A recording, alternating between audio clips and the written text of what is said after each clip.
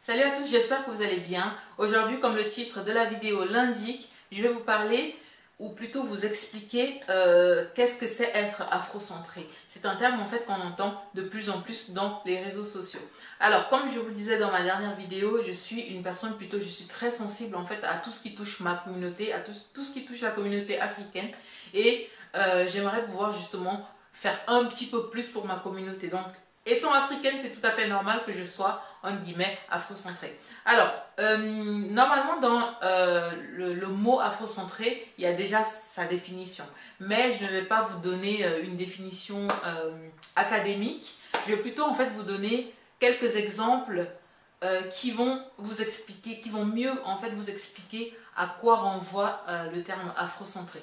Déjà, avant de vous donner ces exemples-là, il faut savoir, il faut que vous compreniez, il faut que les gens comprennent en fait que tous les peuples de la planète, ou plutôt chaque peuple de cette planète est centré sur soi-même. Je peux comprendre que les Japonais soient centrés sur eux-mêmes, je peux comprendre que les Chinois soient centrés sur eux-mêmes, je peux comprendre que, je sais pas, les Américains soient centrés sur eux-mêmes. C'est tout à fait normal. Par contre, l'Africain aussi, où les Africains devraient être centrés sur eux-mêmes, mais malheureusement, ce n'est pas forcément toujours le cas.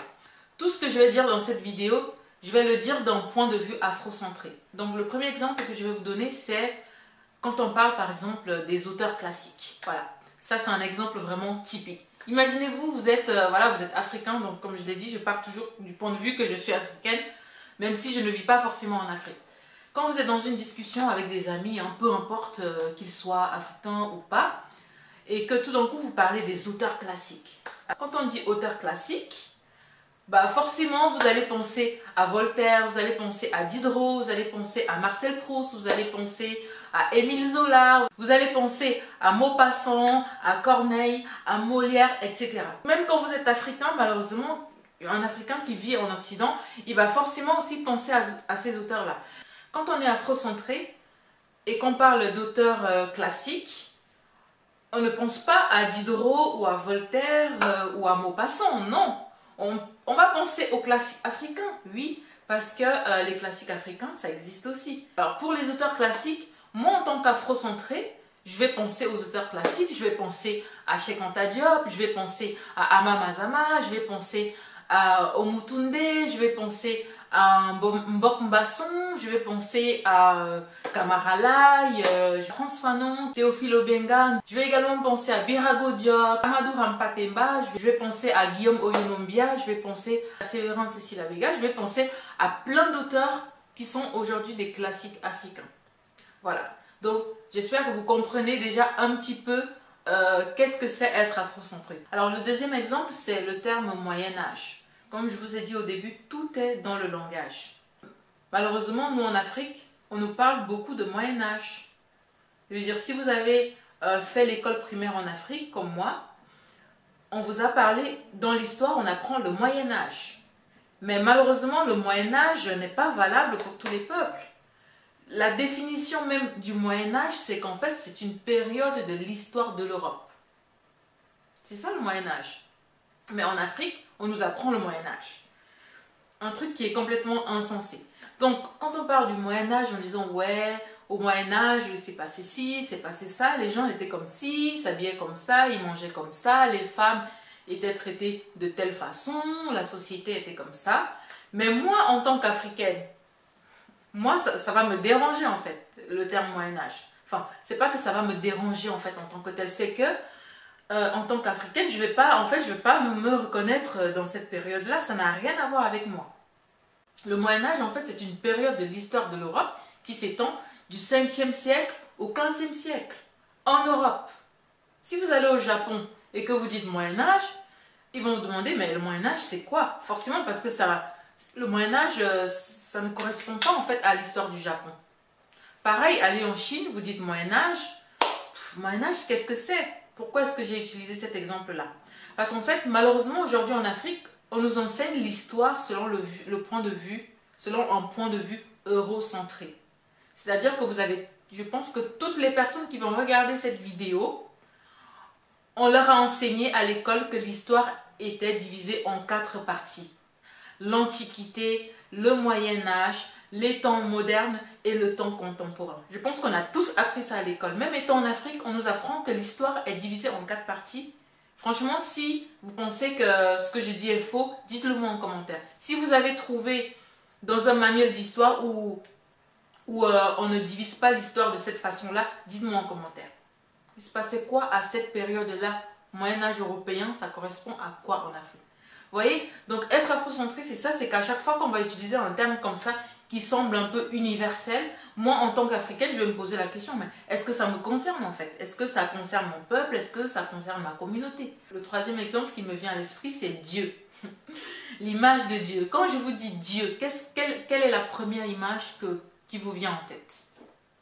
Alors moi, je vais vous dire, allez dans Google et tapez Dieu. Vous tapez Dieu dans Google, vous tapez dans image. L'image que vous allez voir dans Google, c'est malheureusement, moi j'ai fait l'expérience, malheureusement, c'est la première image de Dieu qui vient à l'esprit des gens. Je ne sais pas si vous voyez le parallèle.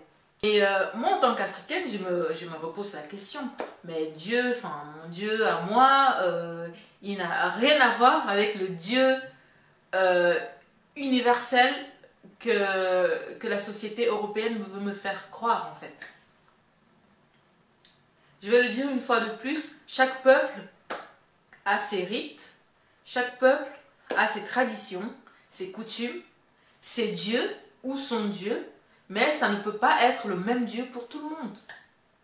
Donc si je pars d'un point de vue afrocentré ou afrocentrique, dans une conversation où les gens disent « Ouais, Dieu va venir nous sauver, alors Jésus est né de nouveau, il va pardonner nos péchés. » Je me dis non, arrêtez. Moi, en tant qu'Africaine, je suis désolée, cette image de Dieu n'est pas la mienne. Parce que cette image de Dieu que nous avons aujourd'hui en tant qu'Africains, du moins pour la plupart, ce n'est pas le Dieu que nous avions avant qu'on ne vienne nous imposer ce personnage-là. Je ne sais pas si ma phrase a été correcte, mais ce que je veux dire, c'est que avant que l'Afrique ne soit envahie, les Africains, ils connaissaient déjà Dieu. Ils connaissaient déjà Dieu. Donc, aujourd'hui, le Dieu que tout le monde a à l'esprit, voilà, ça va être un homme blanc. Ça va déjà être un homme. Il va être blanc, aux yeux bleus. Et voilà. Donc, du coup, quand je suis dans une conversation et qu'on va parler de Dieu, en tant qu'Africaine, afrocentrée, je vais me demander, mais de quel Dieu vous parlez? Parce que Dieu n'est pas universel. Dieu n'est pas universel, il n'a jamais été universel. Et le concept même d'universalisme, je pense que c'est un concept idiot, parce que c'est vraiment, en fait, nous Africains, on nous a vraiment trompés avec ce terme-là. Ouais, tout est universel, Dieu est universel, l'amour est universel, je sais pas, tout est universel. En fait, non, rien n'est universel. Les religions ne sont pas universelles. Ce que moi je considère comme universel, c'est la vie et la mort. Parce qu'on est tous de la même façon, enfin, même ça, on ne naît pas de la même façon, mais ce que je veux dire, c'est que la vie, on respire de la même façon et on meurt. Quand on est mort, on est mort. On est mort, mais après, l'histoire de réincarnation, ancêtre, ça, c'est un autre débat. Mais quand on est mort, dans toute société, quand on est mort et qu'on est couché là par terre, on a les yeux fermés, on est pareil. Là, il y a eu l'universalisme. Le sang est rouge, ça, c'est universel. Mais à part ça, pour moi, rien d'autre n'est universel, même pas Dieu. Le quatrième exemple, c'est quand on va parler de lieux sacrés. Quand vous êtes toujours, hein, j'imagine toujours en fait un groupe de personnes qui discutent en fait. Voilà, quand on parle de lieux sacrés, ce qui vient à la tête des gens généralement, bah, c'est l'église. L'église si vous êtes chrétien, la mosquée si vous êtes musulman.